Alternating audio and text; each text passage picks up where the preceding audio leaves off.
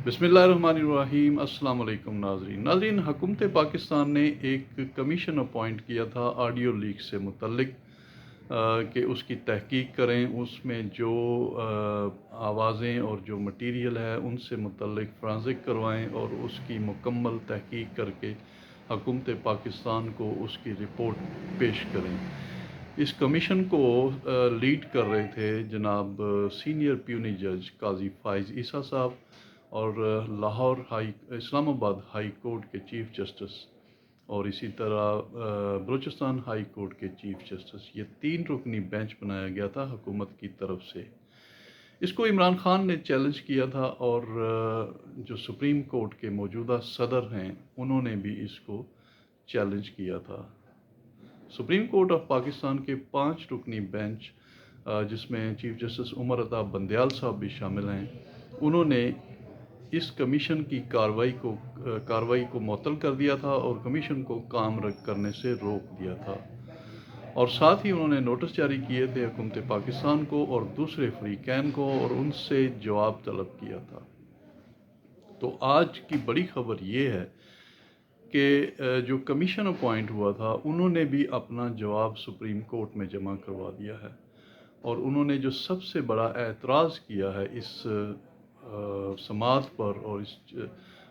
हुक्म पर वो ये है कि चीफ जस्टिस ऑफ पाकिस्तान चूँकि ख़ुद इस ऑडियो लीक्स में डिस्कस हुए हैं और वो ख़ुद पार्टी हैं, तो इस वजह से वो इस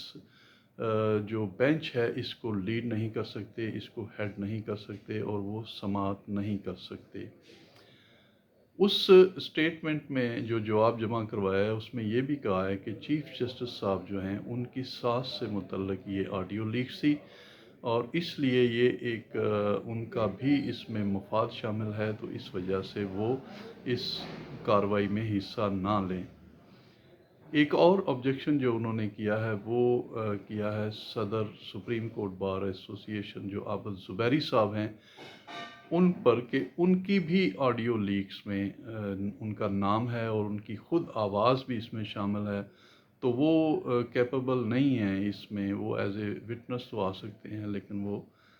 इसको चैलेंज नहीं कर सकते क्योंकि उनका भी इसमें मफाद वाबस्ता है। आपको याद होगा कि उनसे परवेज़ इलाही साहब ने बात की थी और उन्हें एक ऑनरेबल जज के बारे में बताया था कि आप उनके पास कोशिश करें केस फिक्स हो जाए,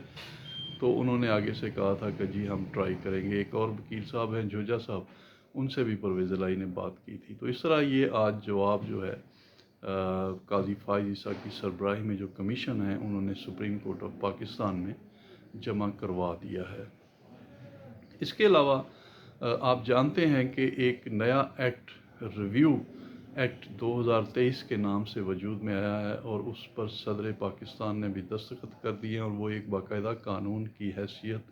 अख्तियार कर चुका है। उस एक्ट को जब सुप्रीम कोर्ट के चीफ जस्टिस के सामने रखा गया और उन्हें कहा गया कि अब ये लार्जर बेंच जो है वो रिव्यू पिटीशन एक्ट के तहत लार्जर बेंच जो है वो रिव्यू की समाअत करेगा और इसका स्टेटस एक अपील जैसा होगा,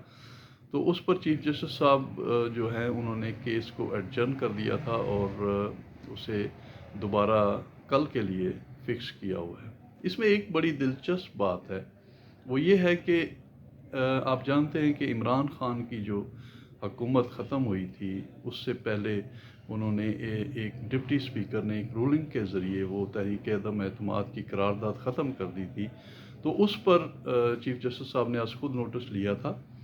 और उस पर उन्होंने जो फ़ैसला दिया था उन्होंने कहा था कि जो असम्बलियाँ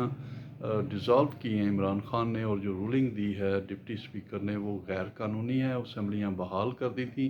और वो जो रेजोल्यूशन थी उसे ख़त्म कर दिया था और करारदाद जो थी तहरीक अदम एतमाद की उसे कंटिन्यू करने की हदायत की थी, जिसके सिलसिले में वो करारदाद जो है तहरीक अदम एतमाद की वो कामयाब हुई और इमरान खान उससे हुकूमत से फ़ारग हो गए।